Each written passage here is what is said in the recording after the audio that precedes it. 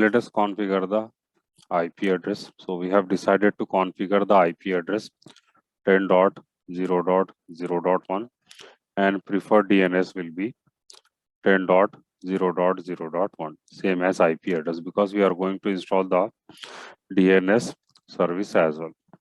So you will go to control panel, double click, then you will go to network and internet. Under network and internet, you will go to view network status and tasks.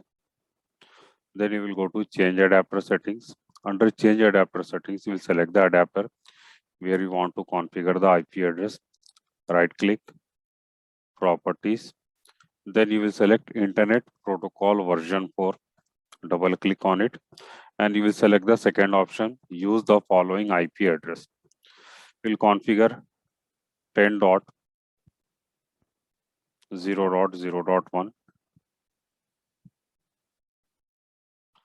Then the subnet mask will be 255.0.0.0, and we are not going to configure the default gateway here because we don't have any router in our environment.